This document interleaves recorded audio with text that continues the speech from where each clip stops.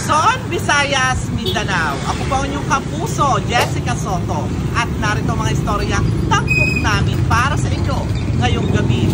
Lumipad ang aming team dito sa Talisay, Balanga City, Bataan. Dahil ngayon lang naman ay sineselebrate ang first anniversary ng isang coffee shop dito sa Balanga City na nag-o-offer ng masasarap na kape at magandang ambience. Kaya naman talagang pinipilahan ng karamihan at talagang pinupuntahan.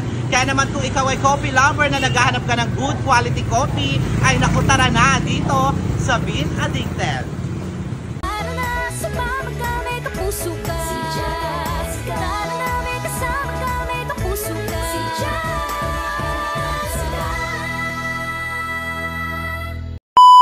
Hi, hello guys! For today's video ay nandito nga tayo ngayon sa Talisay, Balanga City, Bataan. At pupuntahan nga natin ng isa sa mga coffee shop dito na talaga naman dinarayo dahil sa masarap na kape at magandang ambience. Dito lamang yan, lagpas lang ng konti sa may Alpha Mart. At mas swerte nga tayo dahil na-invite tayo ngayon dahil nagsina-celebrate nga nila kanilang first anniversary. Ang Bean Addicted nga pala ay nag-o-offer ng iba't ibang klase ng kape. Meron silang classic coffee, signature coffee, ice blended coffee, at meron din silang mga non-coffee at naman kung ano-ano pa, basta kape. Kung titingnan nyo nga ay ang ambience dito ay para ka lang talagang nasa bahay. Napakasimple lang talaga ng coffee shop nito ng Bean Addicted, pero talaga naman dinarayo. Syempre, alam nyo naman dahil legit na good quality taste ang mga coffee na sineserve nila dito. Dahil kahit anong ang simple ng coffee shop nyo, basta legit na talaga masarap yung mga sineserve nyo mga kape, kahit sa ang sulok pa yun ay darayuhin talaga ng mga tao. Lalo na ngayon na talaga namang sobrang dami na nga ng coffee shop, pero isa ang Bean Addicted sa talagang nagustuhan ko na kape. Lalo ako talagang coffee lover. Ako halos lahat na yata ng coffee shop ay pinuntahan ko na. Kaya naman na highly recommended tong Bean Addicted na talagang dapat ay matikman nyo yung mga sineserve nila ditong mga kape. Alala ko pa nga na halos ka-open lang ng Bean Addicted ay talagang wala pang masyadong tao, pero nakita mo naman ngayon dahil nga natikman ng mga tao na talagang super sarap na kape nila.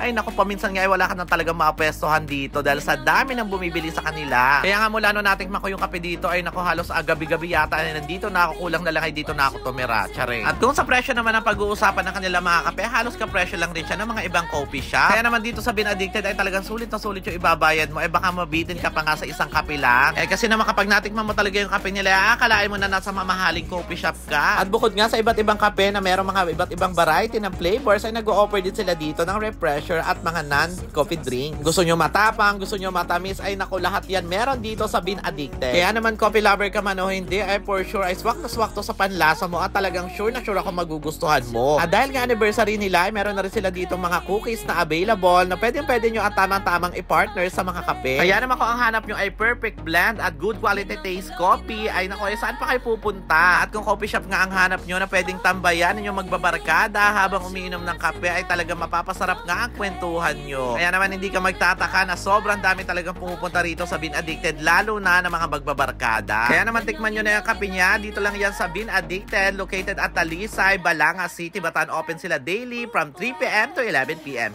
Yun lang muna for today's video. Bye!